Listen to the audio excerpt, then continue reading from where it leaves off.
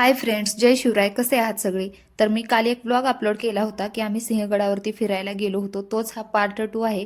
ज्यावेळी ते आम्ही गडावरती गेलो ना, तिथली अवस्था बघून खरंच मनात कुठेतरी असं वाटत होतं की हे आपल्या महाराष्ट्राचं महाराजांचे गडकिल्ले जे आहेत ते आपलं सौभाग्य म्हणावं का दुर्भाग्य.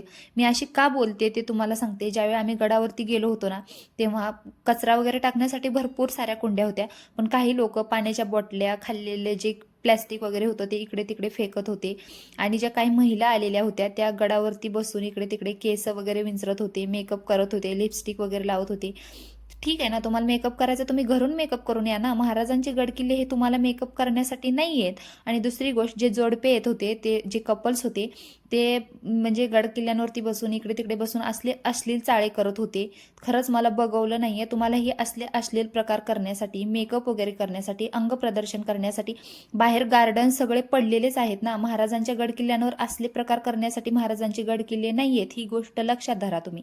काही मुली तर आल्या होत्या, तिथे एवढी गार हवा होती, पण तरी पण ते शर्टाचे बटन वगैरे ओपन करून अर्धा अंग सगळं उघडं केलं होतं. कोपराच्या खाली शर्ट त्यांचे येत होते आणि एवढा घाण प्रकार करत होते ना. तुम्हाला अंग प्रदर्शन करण्यासाठी बाकी सगळं पडलेलं आहे, पण महाराजांनी स्त्रीचा अंग झाकून राहावं म्हणून काय काय केलंय याची तरी जाण असू द्या. आणि ते जे गडकिल्ले आहेत ते आपल्या महाराजांच्या पराक्रमाची, मावळ्यांच्या रक्ताने माखलेली ती भूमी आहे. तिथे आपल्याला त्यांचा पराक्रम बघण्यासाठी आपण जातो. तिथे आपण आपले ही जे असलेली चाळे आहेत ती करण्यासाठी जात नाही, ही गोष्ट लक्षात असू द्या. जर आपणच महाराष्ट्रातले लोक असे वागलो तर बाहेरून येणाऱ्या लोकांना आपण काय बोलणार आहोत किंवा कुठल्या तोंडाने बोलणार आहोत की आमच्या महाराजांच्या गडकिल्ल्यांवरती तुम्ही असं वागू नका किंवा तुम्ही असं करू नका. कारण तिथे आपणच घाण करतोय, तर बाहेरच्यांना आपण काहीच बोलू शकत नाही. त्यासाठी पहिलं आपण व्यवस्थित राहा.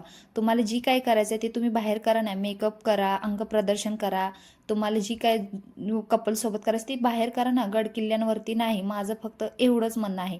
ठीक आहे ना, तुम्हाला साडी ड्रेस वगैरे घालून फुल चाला येत नसेल गडकिल्ल्यांवरती, तुम्ही जीन्स टॉप घालून या, आपलं ट्रेडिशनल ड्रेस घालून या, पण अंग प्रदर्शन करू नका. अंग झाकून असू द्या गडकिल्ल्यांवर तरी.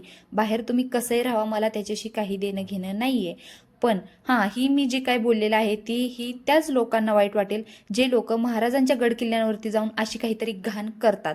बाकी तुम्हाला काय वाटते तुम्ही नक्की कॉमेंटमध्ये सांगा. आणि खरं परत एक वेळ सांगते की आपण असं वागलो तर आपण बाहेरच्यांना काहीच बोलू शकणार नाही. यूट्यूबचा व्हिडिओ नक्की बघा.